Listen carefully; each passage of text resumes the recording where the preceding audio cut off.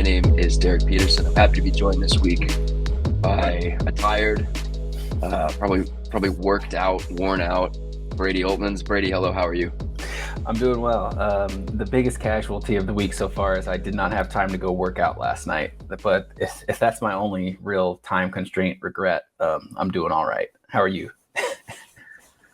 Man, my wife and I were in Hawaii 2 weeks ago, and the day that we left, so not this past Monday, but the Monday before, to fly back, I was in an urgent care clinic in Hawaii. Came back with the flu test, came back negative. So I don't know what it was, but I was just like down for the count for like the entire week after we got back from Hawaii. And obviously, like frequent listeners of this podcast will know that there was not an episode last week. I sounded like death, so I could not talk. We're slowly getting the voice back a little bit. We're slowly like not feeling like I want to claw my throat out every time I try to speak. So we're getting there. But I am also tired because the early signing period opened. And with it brings just a lot of nonsense. There was a guy on early signing period opened on Wednesday. We're recording this podcast on a Thursday. There's a guy on Wednesday who committed to a team basically sight unseen, without seeing campus, without seeing coaches in person. And I looked at it and I was like, I mean, that's super cool. You're going to be in the portal in 2 years. Like, you're going to be in the transfer portal in 2 years. And that was sort of the way that I spent a lot of my day yesterday, seeing all of this. It's really a day that has kind of turned into nonsense. This is National Signing Day. Wednesday was National Signing Day. The start of the early signing period is the start of the early signing period, but in all intents and purposes, it's signing day. Nebraska signed 21 people on Wednesday, the bulk of the class. So, there will probably be a few stragglers here going forward as we close out this quote unquote period and then move into February. Is that fair to assume there's going to be a couple more guys? Does Rule think they're done? I think that they're still waiting. Well, I know for a fact they're waiting on a couple of names, a couple guys that they got in for official visits or are in the runnings for a signing of a letter of intent are going to announce their decisions during the Under Armour All-American game on January 3rd. One of them would be Cameron Lenhart, the former Nebraska commit who decommitted when Eric Chenander was fired amid the coaching change, and kind of seemed like Nebraska might have been off his radar during the interim period of Mickey Joseph, and then now the Matt Rule staff is going back after him, and then they're making a strong play for Ethan Nation, a good strong player, and because they just offered him right before last weekend and then got him in immediately, and he seemed to enjoy himself. So we'll see. That's only the couple they're waiting on, but yeah, for all intents and purposes, the bulk of the work was done on Wednesday.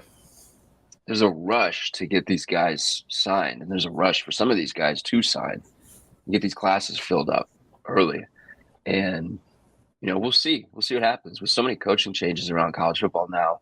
You see coaching staffs just completely change over more and more. Like these guys, sometimes you got to be in a situation where you have to potentially commit to a place that you haven't seen or a coaching staff that you haven't met in person. And that makes that this period just a little bit more interesting, because I'm like, this just feels like a little too much nonsense for my liking. And kind of like, some of the transfer movement that happened on Wednesday sort of, I don't want to speak for you, but for me personally, sort of stole the show. I mean, Travis Hunter and Shedeur Sanders going to Colorado. That was a big move. It was expected, but it finally happened. Right. And Nebraska got a couple of transfers itself. Nebraska signed Jeff Sims from Georgia Tech, and I think that's where I want to start. Nebraska brought in a quarterback from the transfer portal. What'd you make of that decision? I'm not at all surprised, and I think that it's well. First of all, Matt Rule is familiar with Jeff Sims. He comes from a similar lineage. He and Jeff Collins go way back. So when Matt was in the NFL and coaching the Carolina Panthers, his Saturdays would be a lot more open than they would have typically otherwise been. And he said during his signing day press conference that he would watch Georgia Tech games to support Jeff Collins, their friends, and by doing that, he got to see Jeff Sims a lot. And he liked the way Jeff Sims played. He's a good athlete. He is a lot more mobile on his feet, but still keeps his eyes up. On stats, his stats don't pop out as much as Casey Thompson's do. I think part of that is I think a normal person could say Casey had a little bit more talented support staff of people around him than Jeff did down at Georgia Tech. But also, I believe the coaching staff communicated with Casey that they were going to go to the portal or get a quarterback in through high school or JUCO in order to build depth, basically, because they saw the chasm between QB1 and QB2/3 last year.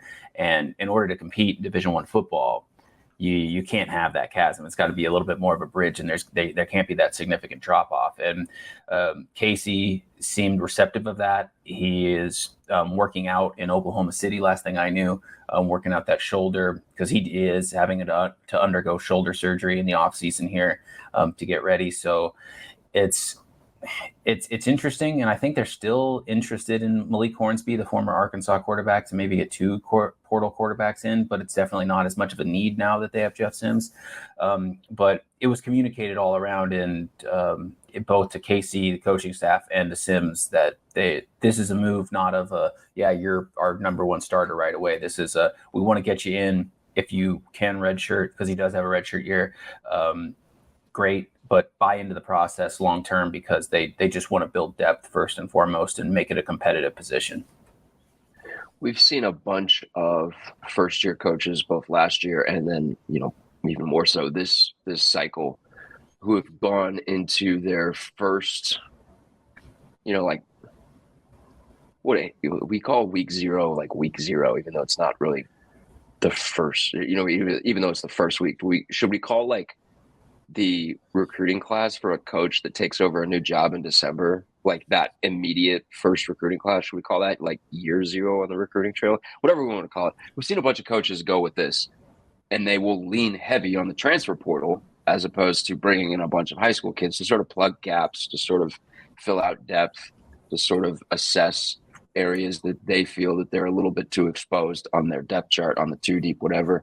Nebraska did not do that. Nebraska went the opposite direction. This is a 21-man high school signing class.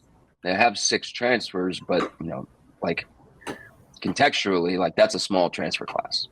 Were you surprised at all that this is a more high school leaning class than it is a transfer class? Not especially. I can't remember. I might have told you this just in passing a couple of weeks ago, but I think Matt Rule and to some extent myself kind of views the transfer portal more as MLB free agency and signing period. You can't build your team based upon it, but you can say we've got an opening here, or there's a gap to fill here. I'm a Royals fan, so I go back to you get a Ben Zobrist, or you get somebody to fill out your rotation, but you're not going to build your entire team based out of the transfer portal. Nebraska got a lot of transfer portal guys last year, and that's just not how Matt Rule's going to operate. He's a developmental guy. I mean, that's the buzzword around him. And in order to do that, you need as many years as possible. So they're going to get the high school guys and get them in and try to keep them in. And he communicates that with them. You could see a lot of departures next year. Potentially you could, because guys might not see themselves in his system, but he has made it very obvious and has communicated clearly to them the expectations. And if they're not cool with sitting, or if they're not cool with being a developmental prospect, they'll leave. But it's not because he sold them a false bag of goods here. Guys like Corey Collier, Chief Borders, those are guys that they're portal guys, but they they both redshirted one year, and then they played predominantly special teams that last year at Florida. And I think they can both take on similar larger roles, similar to one another in larger roles in Nebraska's offense, in Nebraska's defense, what they want to do, how they match up against opposing offenses. So that's going to be that's the interest to me. Marco Ortiz, long snapper. They lose Brady Weiss, get in a good long snapper. To Brady Weiss's credit, we didn't really talk about the snaps, and Brian Buschini had to punt a lot last year, and snapping was never an issue. So I guess you got a tall order to get in a good portal snapper there. Yeah. If you just go by composite ratings, the top transfer Nebraska got was Elijah Judy from Texas A&M, and that was a signing day commitment. What did you make of that one? Well, he's one of the guys that they brought in, initially offered, and then they got him in right away for an official visit. And I think there was a lot of buzz around. He really was receptive to his visit. He was receptive to the coaching staff. And, people automatically rallied and thought, almost a 5-star guy that Nebraska's getting in from A&M. They recruit as good as anybody kind of thing. And he has the potential to play right away and to make an immediate impact, but I see him also as a guy who, if they need to, will just, cut his teeth. He's lateral, he's quick, but he's smart and intelligent in his edge moves and able to get around guys. That's what excites me the most, is he's a really cerebral thinker. And I wonder, Terrence Knighton not really having the big time college football coach pedigree on his resume, I'm kind of curious to see what he does with it, because Elijah Judy could be a pretty darn good player in this team. Let's switch over to the high school class. Everybody has their favorite from the class. Who's your favorite? Well, the one that jumps out right away is Prince Will Umamielen. He's just a guy, he's just a football guy. He's got good size. He flows laterally. I like his eye for the ball. He takes great pursuit angles, and he's not just taking pursuit to get the guy wrapped up. He's going with, squaring up on their shoulder pads. He's going for the numbers. That's the kind of internal motor and the kind of cerebral defensive edge nature that you can't really teach or coach. He's got it right away. So I'm curious to see what he can do in this defensive system with a very competitive position around him. 4 guys from Texas in this class. The Texas pipeline is back, man. We got 8 from Nebraska. We got 4 guys from Texas. The Texas pipeline is back. Welcome back, Matt Rule. You fixed the one thing that was broken by the move from the Big 12 to the Big 10. Who would have thunk it? We just needed a coach from Texas to fix it. Well, that's another curious thing. He's got that Texas vibe, but also if you look at it, and even just the future classes, they've got that Jersey, that Philly. They're getting guys from Florida with Dwight Boodle coming in now, but they've also got, future prospects from Florida, and they're offering kids from California and Vegas and Utah. It is a national footprint that they're trying to make with this recruiting staff. So I think that stood out to me on Wednesday and beyond. What about Malachi? Let's talk about Malachi a little bit, because this was a commitment that Nebraska was not in, and then the coaching change happened. Mickey Joseph is inserted as the interim head coach. Then Nebraska makes up a ton of ground with Mickey Joseph there. Malachi commits. Mickey Joseph is out. Matt Rule is in.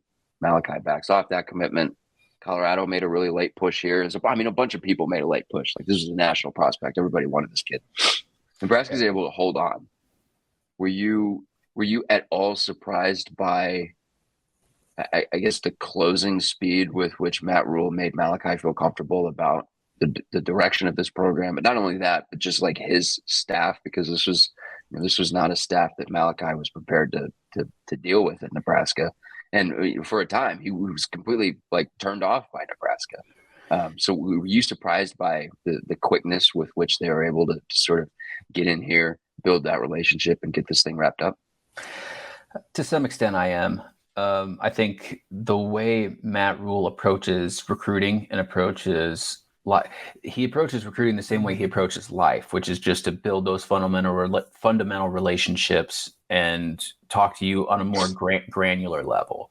I mean, he's going to talk to you about who you are, what you like. He's going to be honest and direct with you, and he's not going to give you a sales pitch.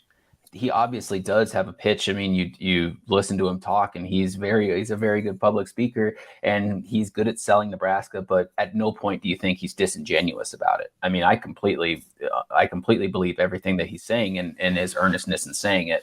And I think one thing I kind of learned covering Malachi to a certain extent during his recruiting process was that appeals to him. He's the number 2 athlete in the country and a 4-star composite athlete. Everybody wanted him. Any program in the country would have gladly welcomed him in. It was what are you going to do for me beyond this? Talk to me more about than just football, kind of thing. And Matt Rule said that what stood out to him was how great of a person he is, what he does with his nonprofit work now, the people he reaches out to, that he loves to make other people's lives better. And I thought it was kind of interesting that because it was kind of close there, and I thought, it wouldn't surprise me in the least if he went to Colorado at all.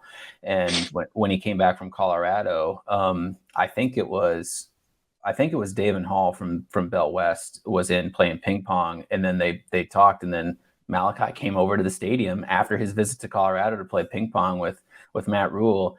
And then Malachi was like, "Oh, tweet this out," and gave him a couple of those emojis to tweet out. And then Malachi hits him back with it. And I think that made Husker fans be like, maybe he's still in, maybe it could still happen, kind of thing.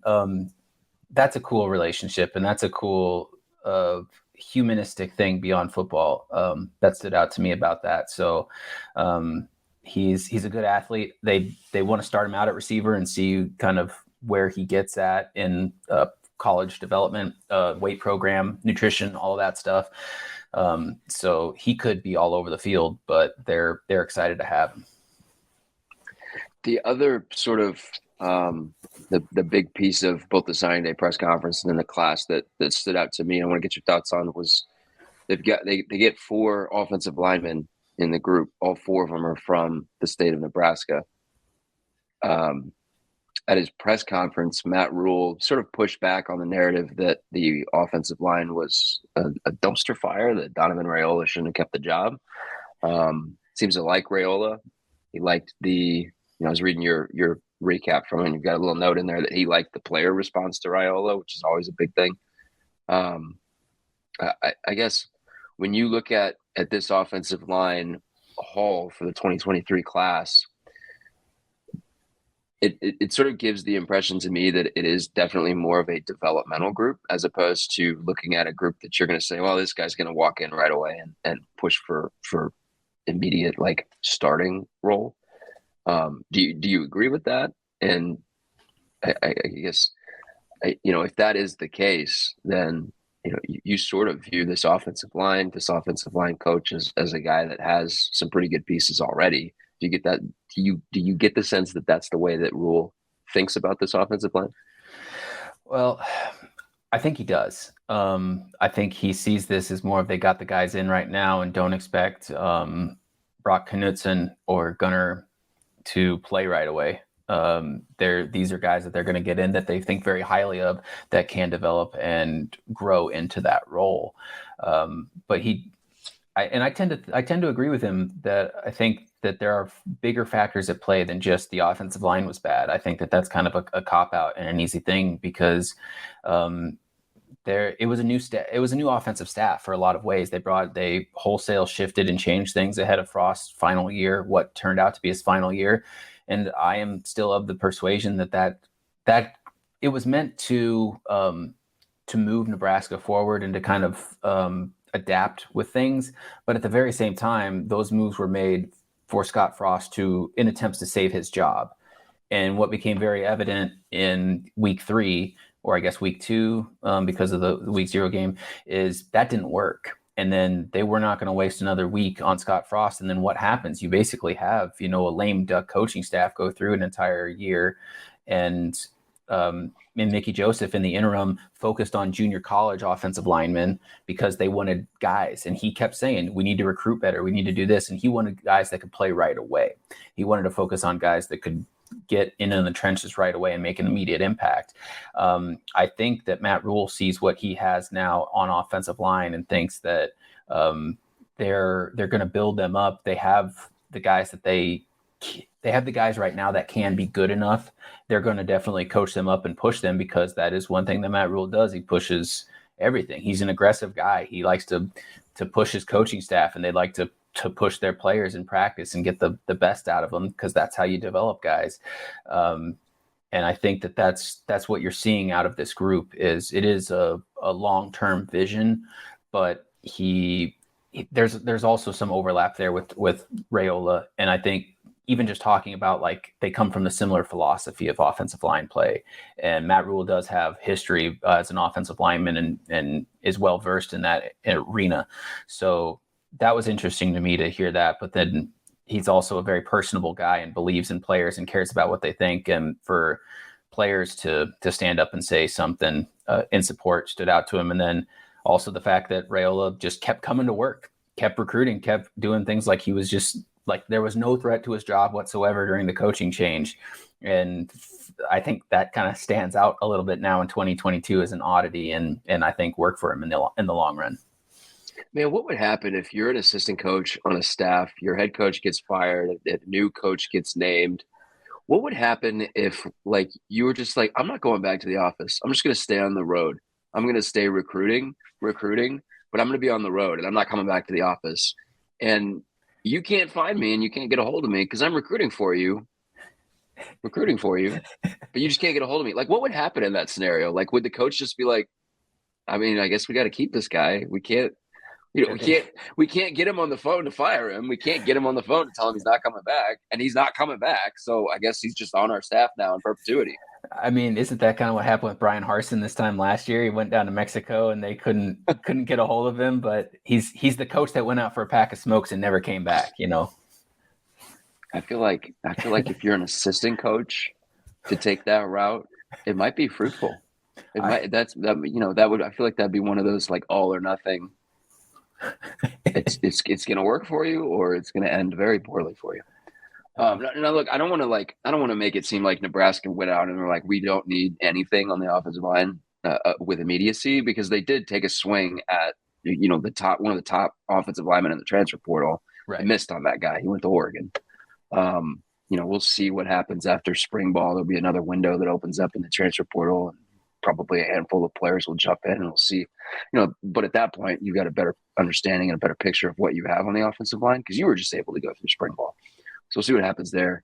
But it was interesting, because I don't think any of these four guys that they just signed are going to immediately start next year on the offensive line. And so that means that what you have with Raiola, what you think you have with Raiola, and what you think you have in that offensive line room already is going to have to be enough, because their offensive line play has not been enough for however many years now, like a long time now. So that was another thing that stood out to me. What about, let's just go general from his press conference. What were some sort of key takeaways that you had? I'm listening to him talk, and he gets asked, how do you sort of show kids that Nebraska is the place to be? Like, how do you convince this generation of recruit that Nebraska is the place to be? And his response was very plain, and the perfect response, by the way, which was, we got to win. That's how you show people that Nebraska is worth coming to. You have to win football games. I thought that was good. And then he had another moment in the press conference where, I don't remember what the question was, but he essentially says every guy on the team is his guy. There's been so much in the coaching changes that Nebraska has experienced over the last decade, whatever it's been, where it's been, well, he's got to get his guys. We did this so much with Scott Frost. We got to get his guys in. He's got to get his guys in. And Matt Rule came in from day one and said, and this could possibly be just like talking points from a coach who knows that the fan base is going to eat this kind of a comment up. But he said it. And if he's saying it publicly, like, I get the same sense as you that Matt Rule is not like a snake oil salesman. If he's saying stuff publicly, I would imagine he's probably saying it to his team as well. Every guy is my guy was his response. Every guy in the team is my guy. I thought that was interesting as well. as you were sort of listening to him talk, what were some takeaways that you had when you walked away from it? Like you said, that kind of stood out. I think that kind of put to bed anything about there's division or whatever. I mean, he is who he is. I mean, he's very open, will be as transparent as possible. He is honest and direct with people. That's the way he deals with coaches. That's the way he deals with the media. That's the way he deals with recruits, and for the last 25 days now at time of recording that I've talked to people about him or asked about him for stories and just to get background, and even high school coaches in Philadelphia and in Texas and here in Lincoln and Omaha, what are your reactions about him? They'll say the same thing. I mean, he's honest. He delivers upon what he says. He's direct. He doesn't tell you what you think you want to hear. He tells you the truth, and he tells you his intentions, and he does everything that he can to stick to them. So that stood out. I think the offensive line comments really stood out to me. I think the overlying theme that we found out to maybe even circle back to the offensive line was the in-state talent. It's one thing that even I think Ed Foley said throughout the day. EJ Barthel touched on it. There's a lot of good in-state talent that I think at a certain point, not surprised, but validated this coaching staff. They like to build those connections and reach out to people. And there's a lot of good in-state talent. They ended up not getting a couple of guys that they would have liked to have gotten. Matt Rule admitted as much. He said, we didn't get everybody, but the guys that we got in, they like and that they believe in. And I completely believe him. I know that they tried really hard to get Benny. I know that they tried to put together a recruiting package of approach and an idea, a strategy to pull off the heist of the century and get Zane Flores. He signs with Oklahoma State. I didn't think that was really even a possibility, but it's a testament to Matt Rule and his staff that says, hey, we're going to build a plan and we're going to try to get this guy kind of thing, because that's what they do. They want to be they aggressive. put together a package. What kind of package? What was included in that package? No, you get yourself in trouble here. I know. By package, I meant they had a plan for multiple assistant coaches to go to Gretna and to talk with Mason Goldman and Zane, have a different assistant coach come in. They were they were even potentially going to just go talk with coaches at the rewards banquet night to try to gauge the room and see how, is he leaning towards Nebraska? Because just leave the door open a little bit. That's all they need, kind of thing. And it was pretty much conveyed at that time, as it was to me kind of throughout the season, that Zane was pretty set on his commitment to Oklahoma State. That comes to fruition, but they were able to seal the deal on Mason Goldman. He was a guy that wasn't really approached by the former recruiting staff, and until I think Mickey Joseph and his staff in the interim offered him in October to get a good push. And then Matt Rule's staff closed that deal, but they lost Ben from Pierce over to Iowa State as well. And then I think they met with Cade from Norfolk Catholic that went down to Oklahoma, but I don't think that was ever really a possibility to get him to flip. So they feel strongly about the in-state recruiting talent, not only of the 2023 class, but 2024 and 25. And then Matt Rule said any kid that is, 5th, 6th, 7th grade in Nebraska should be able to see themselves on the field and say, I can do that too. Again, he knows what will get this fan base rallied up, but I believe him 100% when he says it, because I think that he knows that that's kind of what built Nebraska before. He's a football historian.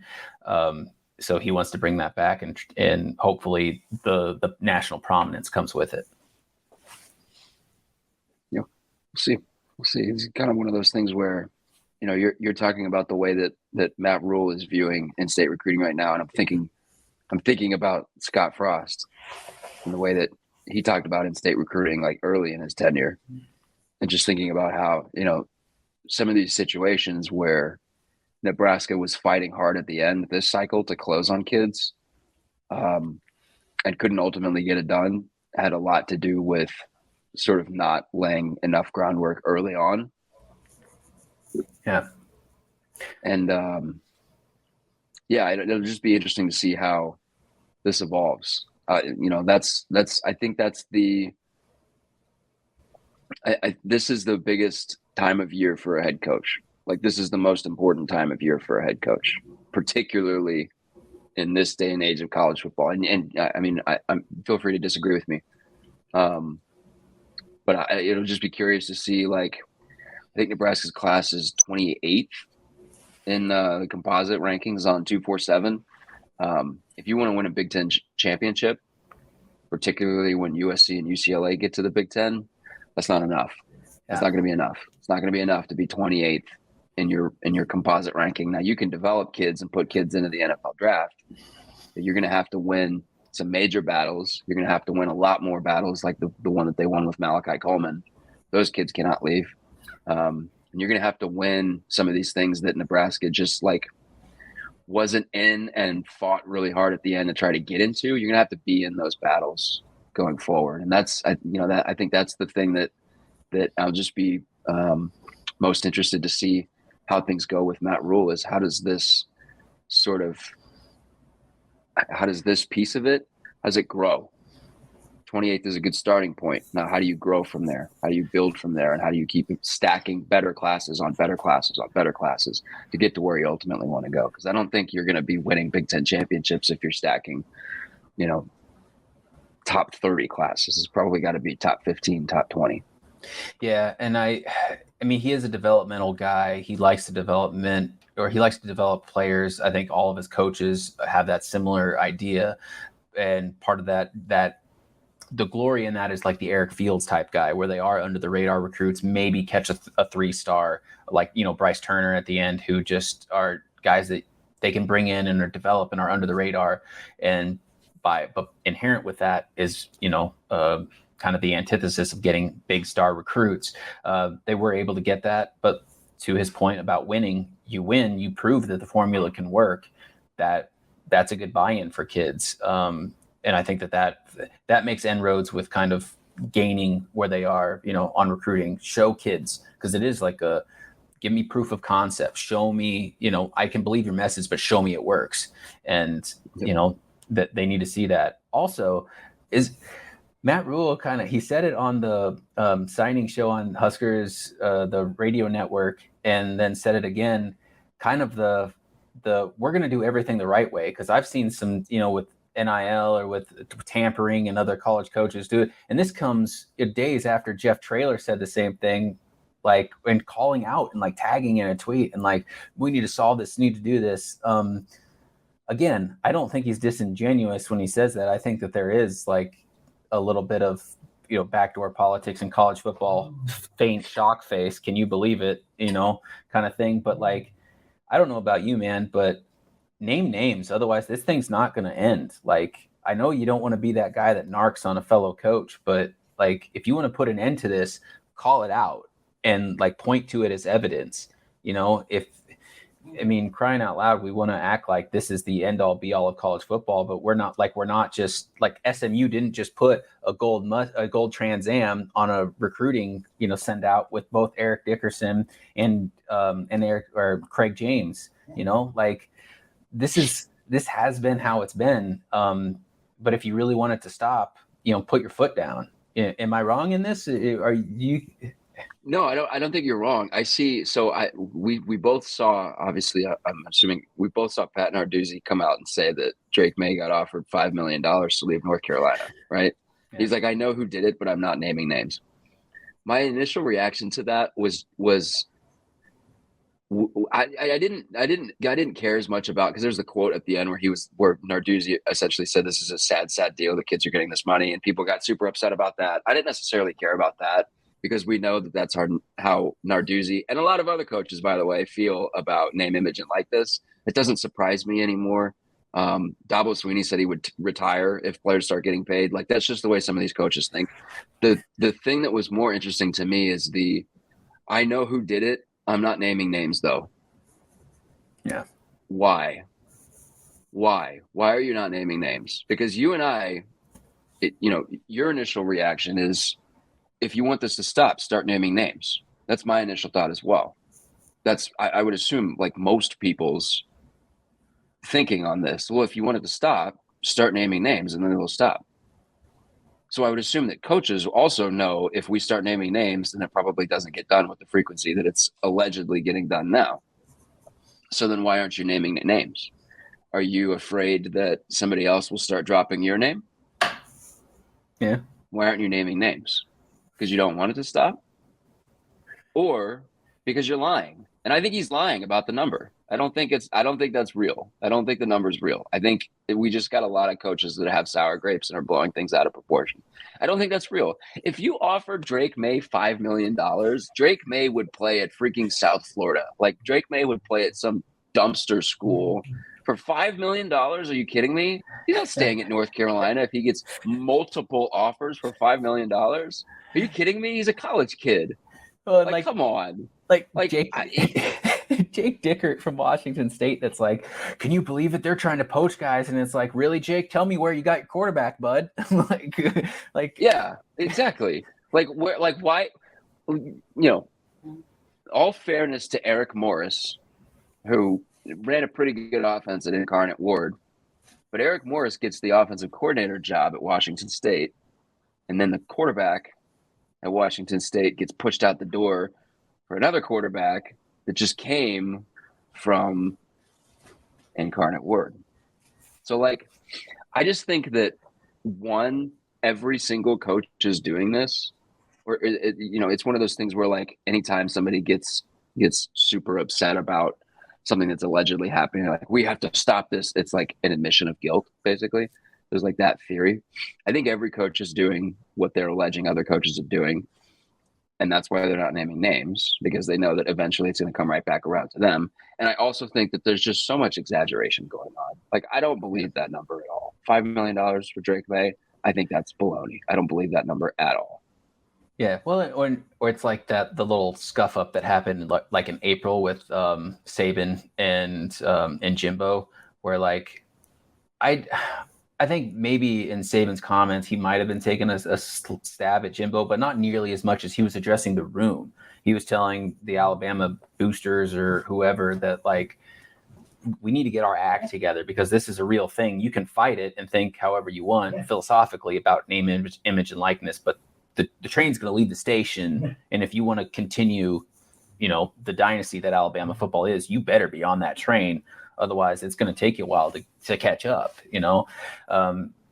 I would agree with you that I think this is a lot of, it does get blown out of proportion, like everything does anymore. There's a lot of finger pointing to go around with it, but I don't know. It's just this is college football. Like, it is what it's always been. Like, it's just a different thing. It's the similar issues of tampering, guys offering money for this player and we can't keep up in it. They're trying to poach and do all this. Like, yeah, well, that happened back in the 70s. That happened back in the 80s. Here we are 50 years later, and it's still a shocking new issue with all of these things. Like,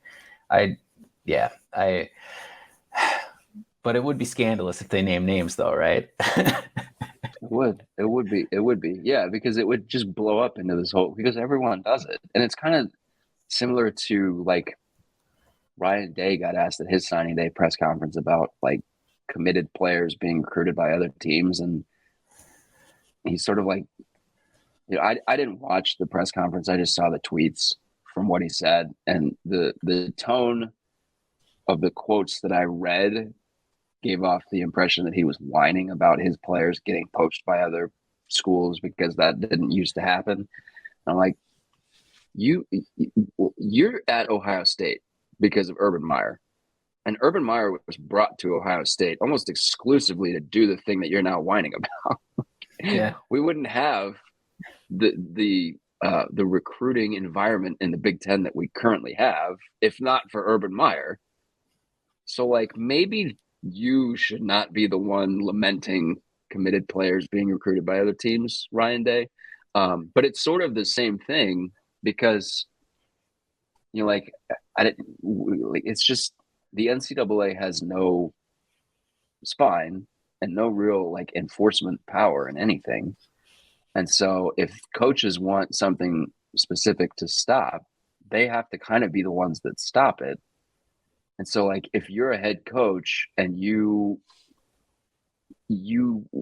don't want to see committed players recruited by other teams, you want to see commitments honored, then you kind of have to put that into action yourself. You have to not like lose your quarterback and then go take another team's quarterback.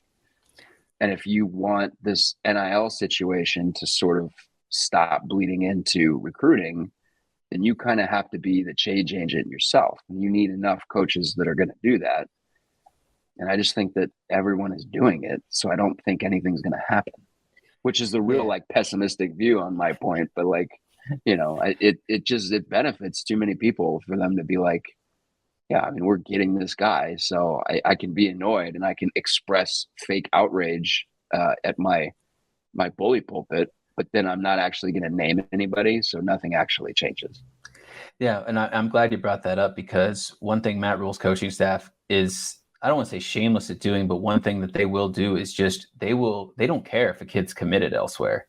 They will recruit that kid and try to flip that kid as much as they can. Now, I know that there are coaching staffs out there that are not fans of that. They said, this kid's committed to me. Like, he's already committed. Why are you bringing him in for an official visit and doing that? All of this is completely legal and is done all the time. But like the first scholarship offer Matt Rule made at Nebraska was made the day that he was announced, not introduced, announced, was a kid from the district who was committed to Virginia Tech. They brought in Kyron Jones. They signed Vincent Carroll Jackson on signing day, who was committed to Syracuse. Now, granted, they also brought in Syracuse's defensive coordinator that worked with them. It's, you know, it's an evolving thing, but they're aggressive on the recruiting trail, and there are people who don't take too kindly with that. But it's also, again, completely legal. And it's one of those like weird, like the baseball thing of like, it's an unwritten rule. You don't go after another, you know, commitment, or you don't go after another school's commits. And it's like, what are we doing here? Like, are we just going to make up these rules? Come on. See, college football is like Michael Scott. When they're on the boat, and Michael Scott says BFD, engaged, ain't married. That's college football. Yeah. Engaged, ain't married. That's college football. You're not signed until you're signed. It's basically the approach that every single coach takes. Unless you are Dabo Swinney and you built your program on God's name, image, and likeness, then you have, you have a higher moral compass than the rest of us. And your program is going to continue to churn along without doing anything wrong. My favorite part of that is he clearly thought of that 2.5 years ago and was just waiting. He had he was so excited. And you see that smile on his face, and I'm like, come on. Yep. Like, come on. He looked like that kid that was like, oh, you know, a PlayStation would be really nice, and then snuck into his parents' room to see the PlayStation. He's like, I'm going to be so excited on Christmas when I open this. And he's like, a PlayStation. Wow. It's like, come on. You could see it on his face where Dabo was like, I'm about to drop the best line of the day. They're going to love this. They're absolutely going to love this. And he was just so giddy to share this line that absolutely, I 100% agree with you. He thought of that like years ago and has had it written on a little notepad, just waiting for the perfect time to bring it out. Yeah, 100%. He was like, you could just tell. He was like, oh, they're not even ready for this. They're not even ready for this. This is going to steal headlines. And then he gets dunked on for 12 hours straight. He's like Meek Mill that came up with that line, like, Cash turned my noodles into pasta. He's like, I think that this is going to kill him. I think this is going to drop the game here. And then, it's just the internet just dunking on him for 12 hours. I am so happy that we can close this podcast on a note of dunking on Dabo Swinney. I think that should be a routine. We just got to close every podcast out with dumping on Dabo Swinney. I think there's plenty of material for it, to be quite honest. We could do it in every episode if we wanted to. But Brady, you got work to do. You got a bunch of stuff that's going up on hailvarsity.com. There's going to be stuff in the magazine coming soon. You're also doing other podcasts now too. You've been on a bunch of different shows of late, like the last 48, 24 hours. Like, you've been on multiple podcasts. So people can find Brady's work in a lot of places. Make sure you're going to hailvarsity.com. Make sure you're subscribed. Go to hailvarsity.com/subscribe. Use the promo code Varsity.